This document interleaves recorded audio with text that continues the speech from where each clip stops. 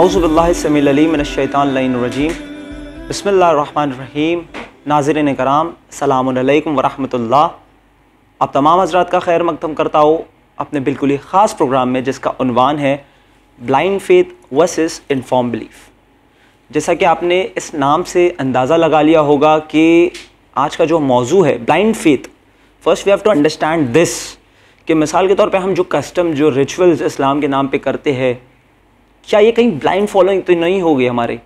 और उसी के बरअक्स अगर हम कहते हैं इन्फॉर्म्ड बिलीफ, तो जो हमारी बुनियादी जो है कोर बातें हैं, अकायद है, कोर बिलीफ्स है, तो इसके पीछे का रीज़न, इंटेलेक्ट, लॉजिक क्या है, ये जानना बहुत ज़रूरी है। क्योंकि इस्लाम वो दीन है जिसने हर वक्त इंटेलेक्ट, लॉजिक पे फोकस किया है। खुद इमाम रज़ा अलैहिस्सलाम फरमाते हैं, सदीक़ु कुल्लि इम्रिन अक़लहु व अदुव्वहु जहलहु, कि हर इंसान का दोस्त उसकी अक्ल और उसका सबसे बड़ा दुश्मन उसकी जहालत होती है।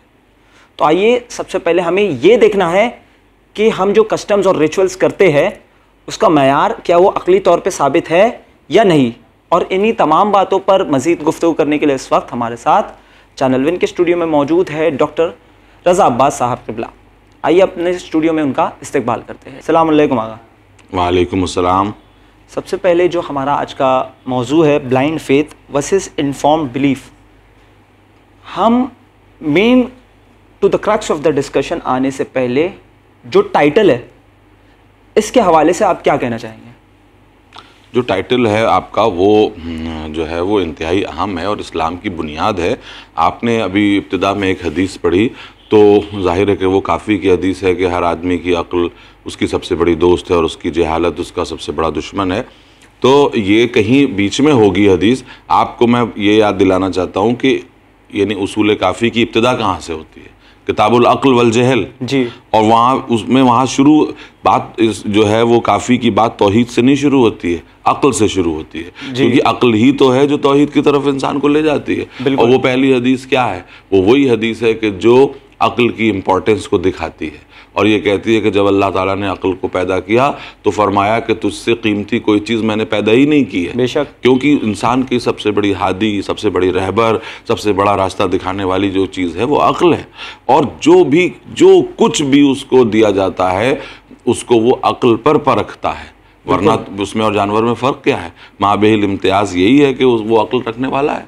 तो हमारे यहाँ किताब की इब्तिदा जो है वो अक्ल से होती है जी। यानी एक इम्पॉर्टेंट पॉइंट इसमें हम ये देखते हैं कि तौहीद से भी पहले जो है इसमें अक्ल को तरजीह दी गई है। बिल्कुल, यानी अल्लाह को समझने के लिए अक्ल का क्या किरदार है? बगैर अक्ल के अल्लाह को समझा नहीं जा सकता, उसकी तौहीद को समझा नहीं जा सकता। अब यहाँ पे ज़रूर कहूँ कि अल्लाह को पूरी तरह समझना ये तो किसी के बस की बात नहीं है। अल्लाह की निशानियों को समझना ये अक्ल की वजह से है ना।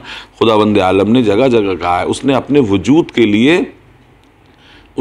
वजूद के लिए अलामतें बताई हैं जी, है ना। हम वो लोग तो नहीं है कि जो ये कहते हैं कि अब अल्लाह को देख लेंगे या हमारी अक्लें अल्लाह की ज़ात का पूरी तरह अहाता कर सकती हैं, ये तो मुमकिन नहीं है। अगर हमारी अक्ल उसकी ज़ात का अहाता कर ले तो फिर हमारी अक्ल उसकी ज़ात से बड़ी हो जाएगी, बेशक, तो जो मुमकिन नहीं है। तो फिर अक्ल का रोल क्या रह जाता है? अक्ल का रोल ये रह जाता है कि अलामतों को देखकर उसकी ज़ात का पता लगाए जी, क्रिएशन को देख के क्रिएटर का पता लगाए, अलामत, मौसर को असर को देखकर मौसर का पता लगाए, है ना।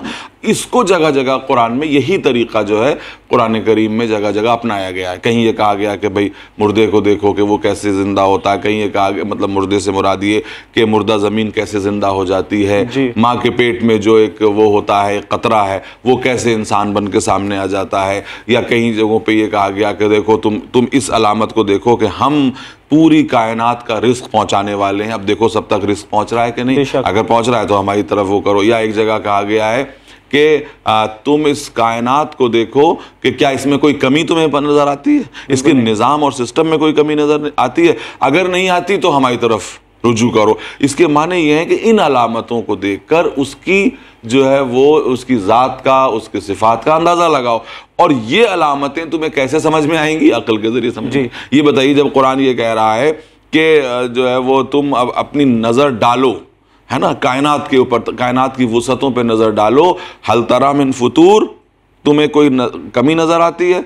अगर तुम्हें कोई कमी नज़र आ जाए इसके लॉज में, जो फिजिकल लॉज है, तो हम अपने वजूद का जो दावा है वही वापस लिए लेते हैं। लेकिन तुम क्या देखते हो कि जब तुम डालते हो नज़र तो तुम्हें लगता है कि ये तो यानी एग्जैक्ट टू सेकेंड्स, मिली सेकेंड्स जो है वो बिल्कुल सही निज़ाम नज़र आता है। तो उसके बाद ये निज़ाम समझने के लिए तुम्हें अक्ल चाहिए, ताकि तुम इस अक्ल के ज़रिए से उसके वजूद की तरफ तुम्हें निशानदेही मिल सके। जी, यहाँ पे एक क्वेश्चन ये है कि मिसाल के तौर पे कुरान मजीद की जब हम आयतों पे गौर करें तो वहाँ पर हमें कोई ऐसी आयत नहीं मिलती कि जो एक लॉजिक के ख़िलाफ़ जाती हो। मिसाल के तौर पे एक जैसा आपने इशारा किया कि मुर्दों का ज़िंदा होना रोज़े क़यामत के दिन, तो कितनी बेहतर, कितने खूबसूरत अंदाज में अल्लाह ने मिसाल दी है कि जैसा खुश्क ज़मीन जो मुर्दा हो जाती है जब बारिश के बाद ज़िंदा हो जाती है।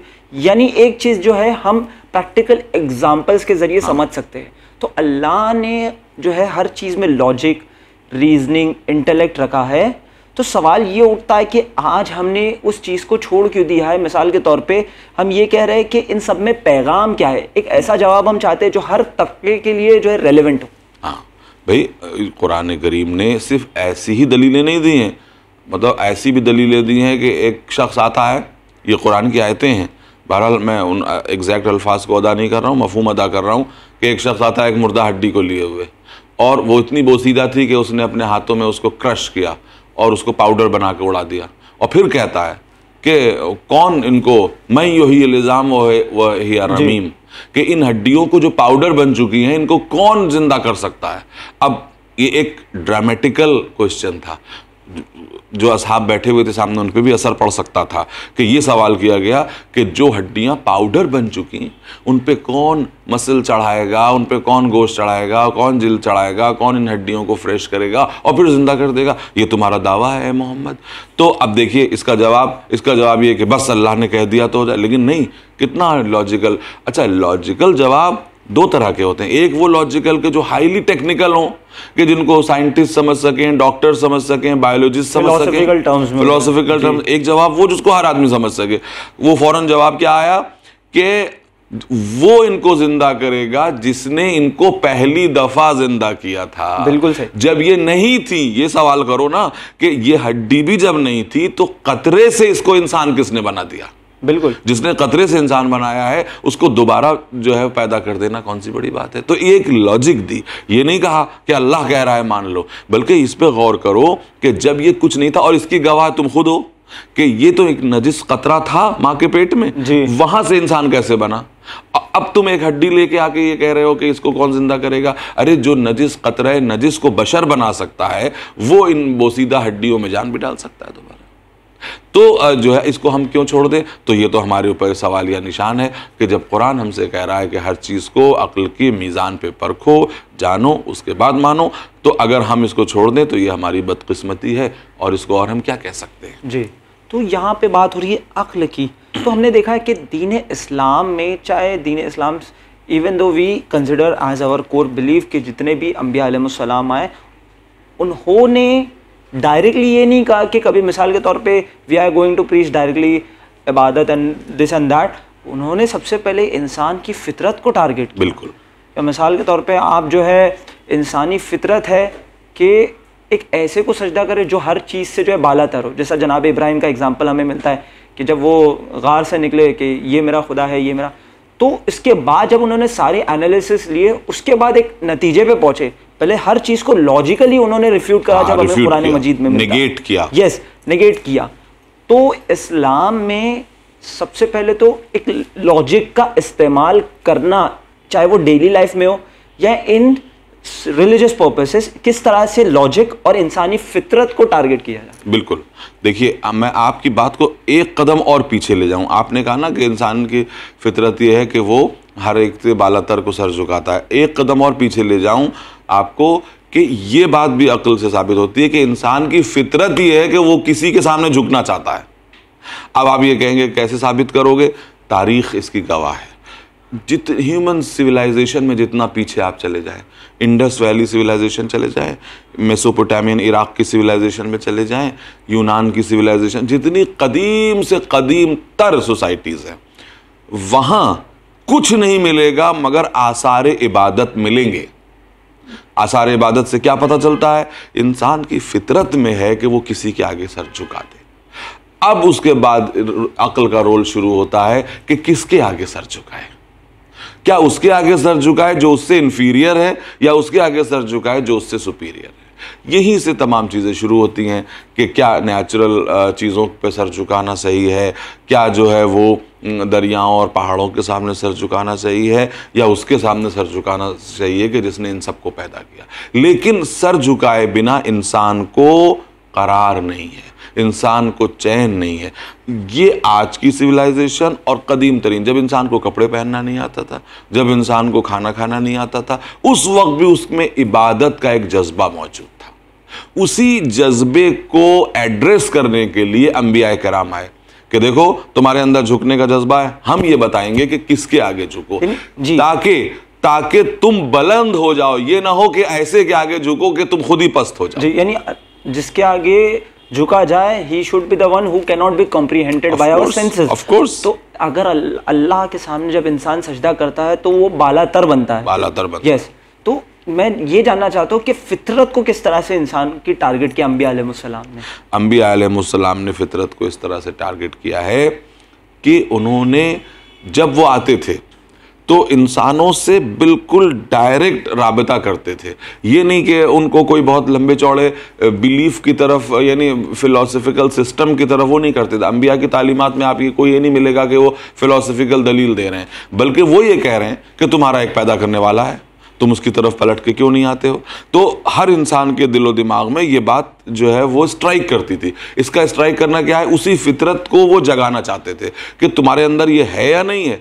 जैसे ही एक बच्चा बड़ा होने लगता है, आप ये देखिए, मैं हमेशा इस बात को कहता हूँ, जैसे ही एक बच्चा, छोटा सा बच्चा, फितरत क्या है, मैं छोटा सा सामीन को बता देना चाहता हूँ, नाजरीन को, कि फितरत क्या है। फितरत ये है जिससे कोई इंसान भाग नहीं सकता। जो फितरत वो है कि जो हर इंसान में पाई जाए। एक इंसान जैसी ही बिल्कुल बचपने से बड़े होने की तरफ कदम रखता है, जैसे ही वो, आज तो बच्चों की इंटेलिजेंस लेवल बड़ा हो गया, 5वें 6ठे साल में कदम रखता है, उसको ये सवालात पैदा होने लगते हैं कि मुझे किसने बनाया, बिल्कुल सही, मैं कहाँ से आया, मैं कहाँ जाऊँगा, क्या डेथ हमारी ज़िंदगी का आखिरी पड़ाव है या इसके आगे भी कुछ है, क्या मेरी ज़िंदगी का मकसद क्या है। क्या ये सवालात आपके दिलो दिमाग में पैदा नहीं हुए? पैदा हुए ना। ये हमारे दिमाग, कोई दुनिया का इंसान ये नहीं कह सकता कि जैसे ही उसके अंदर शऊर आया उसके अंदर ये सवाल नहीं आए कि हमारी इब्तिदा क्या है, हमारी इंतहा क्या है, हम क्या थे, कहाँ जा रहे हैं, मकसद हयात क्या है। बस इन्हीं सवालों को अंबिया कराम एड्रेस करते थे। तुम्हें ये सवाल के जवाब चाहिए ना, हमारे पास आओ। क्यों? क्योंकि इस सवाल का जवाब कोई और नहीं दे सकता। बेशक फलसफा नहीं दे सकता, साइंस नहीं दे सकती। आप कहेंगे कि आप साइंस की बात कर, हाँ, साइंस इन सवालों का जवाब नहीं दे। साइंस, किसी भी साइंसदान के पास आप जाके कहिए कि मेरी ज़िंदगी का मकसद क्या है, तो वो क्या कहेंगे? वो कहेंगे हमारा काम है लॉज को डिस्कवर करना, हमारा काम है टूल्स को डिस्कवर करना, हमारा ये काम है कि हम आपकी आँख के फंक्शन को बता सकें, हमारा ये काम है कि हम आपके इंटेस्टाइन के फंक्शन को बता सकें। ये काम हमारा नहीं है कि हम मकसद हयात आपका बता सके। मकसद हयात बताने के लिए किसी मॉरल टीचर के पास जाओ जो तुम्हें ये बताए। तुम्हारा इब्तिदा क्या है और इंतहा क्या होगी, ये बताना हमारा काम नहीं है। हम कायनात को एज सच मुतालिया कर रहे हैं जो हमारे सामने है जी। इसका पहला पेज क्या है हमको नहीं पता, और आखिरी पेज क्या होगा ये भी हमको नहीं पता, है ना। तो अंबिया कराम इन सवालों का जवाब देते थे, इसीलिए लोग फौरन जूक दर जूक अंबिया कराम की तरफ आ जाते थे। जी।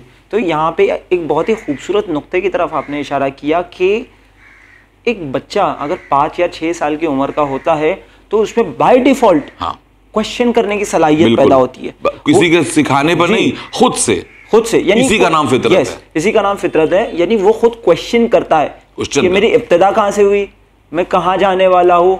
तो ये तमाम चीज, जो the process of questioning happens naturally. तो यहाँ पर अफसोस ये देखा गया है कि हमारे माशरे में, टू बी वेरी ऑनेस्ट, और अफसोस के साथ ये कहना चाहूँगा कि आज हमारी मजलिसों में इस चीज़ को, टू क्वेश्चन, जो इंसान की बुनियादी जो फितरत है उसे दबा दिया गया है। क्वेश्चन करना हमारी मजलिसों में ये चीज़ हमारे इसमें नहीं पाई जाती। इवन दो, एक मैं ये कहना चाहूँगा for the respect of the member, आपको अगर कोई सवाल है भी तो उस जाकिर से, उस खतीब से उन आलिम दीन से जाके मजलिस के बाद पूछिए, तो इससे किस तरह से हम एक रिस्पेक्टफुल वे में काउंटर कर सकते हैं? बिल्कुल रिस्पेक्ट वे में दो तरह से काउंटर किया जा सकता है। पहली बात तो मैं आपकी बात दावे की तस्दीक कर दूं कि हाँ, हमारी मजलिसों को आज टोटली मोनोलॉग बना दिया गया है। एक आदमी बोल रहा है, 50, 100, 200, 500, 1000 लोग सुन रहे हैं। सिर्फ सुनना उनका काम है या कुछ जानना या कुछ सवाल करना भी उनका काम है। और जो है दावा किसका है कि वो जो मेंबर पे कहता था सलूनी क़ब्ल अन तफ़क़िदूनी, कि इससे पहले कि मुझे खोदो मुझसे सवाल करो। लेकिन ये जो ज़ाकिरीन हैं वो ये चाहते हैं कि जो मैं पढ़ दूँ उसके बाद कोई मुझसे सवाल ना करे। देखिए, ज़ाकिरीन को भी ये करना होगा कि जो कुछ पढ़ने आए हैं उस पर तैयारी करके आएँ, ताकि कोई जवाब जो है सवाल कर सके तो उसका जवाब दे सके। दूसरी तरफ आवाम को भी ये समझना होगा कि ये मोनोलॉग नहीं है। आप अपने बच्चों को, यंगस्टर्स को इस तरह तैयार करें कि मजलिस के बाद, हाँ मैं ये तो नहीं कहूँगा कि दरमियान मजलिस कोई खड़ा हो जाए, उससे उसका एक जो एक जॉनर होता है ना, हर चीज़ का एक तरीक़ा, हर चीज़ का एक जॉनर है कि उसके हिसाब से जो है वो मतलब वो होती है। तो मजलिस में दरमियान में 4 लोग खड़े हो जाएं और कोई इधर से सवाल करे कोई उधर से सवाल करे तो मजलिस का तरीक़ा बदल जाएगा। लेकिन मजलिस के बाद यकीनन ज़रूरी है, लाजिम है कि कम से कम थोड़ी देर का एक वो रखा जाए कि अगर कोई इंसान कुछ सवाल पूछना चाहे तो वो आकर के जाकिर से पूछे। पूछने वाले को शर्माना नहीं चाहिए, जाकिर को जिज़बिज़ नहीं होना चाहिए, वरना वो मेंबर पे आना छोड़े, इसलिए कि जो कुछ वो पढ़ने जा रहा है उसको वो डिफेंड तो कर सके। अगर वो डिफेंड भी नहीं कर सकता तो वो मौला का गुलाम कैसे कहा जा सकता? यानी एटलीस्ट जो उसने मेंबर पे से पढ़ा है, question should be relevant to that base only.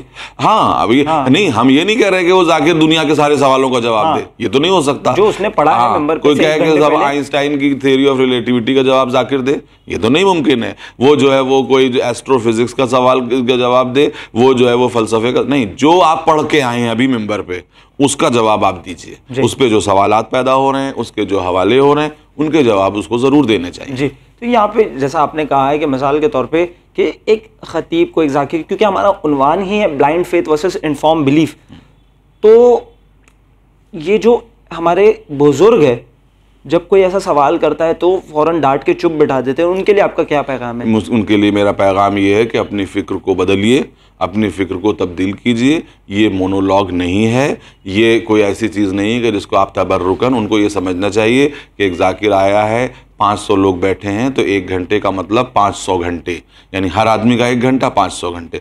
500 घंटे जब जो है वो दिए जा रहे हैं जिस चीज़ के ऊपर, वो चीज़ ज़रूर लोगों के दिलो दिमाग में क्लियर होनी चाहिए।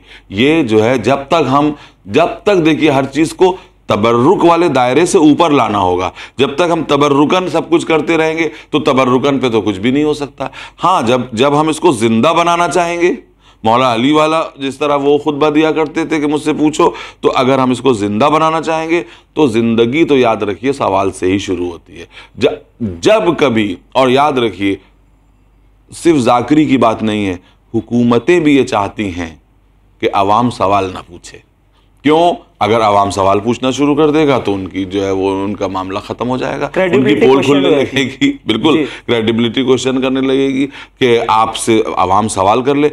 हमेशा से रूलर्स का ये तरीका रहा है कि आवाम को कुछ पूछने का हौसला ही ना पैदा हो, इस तरह से उनको अपने जुल्म और जबरूत से उनको जो है वो बिल्कुल दबा दिया जाए।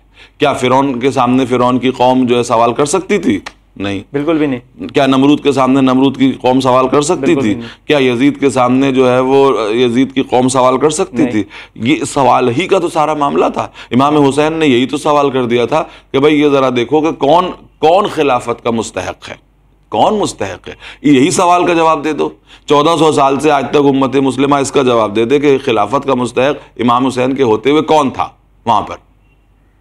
चलिए हम उसको बात को छोड़े देते हैं, खिलाफत राशिदा को हम छोड़े देते हैं, लेकिन उसके बाद तो आपको यह फैसला करना होगा कि रसूल इस्लाम के नवासे के होते हुए फिर रसूल इस्लाम के नवासे की बात भी हम छोड़ देते हैं। उनके जैसा इल्म फजल वाला मुत्तकी परहेजगार जिसके हक में रसूलुल्लाह की बेशुमार अहादीस मौजूद हैं, उनके होते हुए खिलाफत का हकदार कौन था?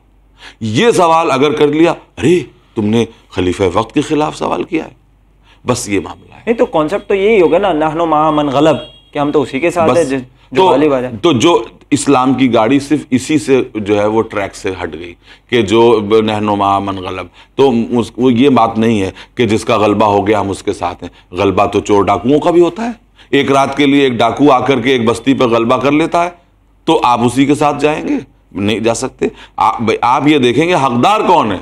ये बताइए कि आपकी जमीन पे कोई कब्जा कर लेता है तो आप 10 साल क्यों मुकदमा लड़ते हैं? कहेंगे नहनुमा मन गलब, जिसका गलबा उसका कब्जा और जिसका कब्जा उसकी मिल्कियत। तो क्या यही दीन में चलेगा? नहीं भाई, हम तो कोई अगर 100 साल तक बैठा रहे, अगर नाजायज है तो हम उसे गासिब कहेंगे, उसे हकदार नहीं कहेंगे। और इमामत का यही मतलब है कि ये मत देखो कि मनसब पर बैठ के हुक्म कौन चला रहा है, ये देखो कि मनसब पर बैठने का हक किसका है। बिल्कुल सही।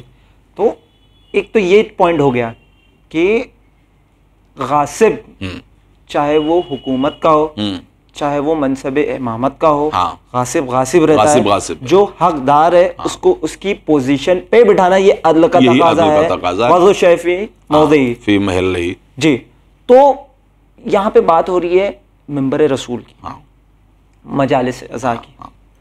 तो आपको नहीं लगता कि हमें ऐसे खुतबा, ऐसे जाकिरीन को बिठाना चाहिए?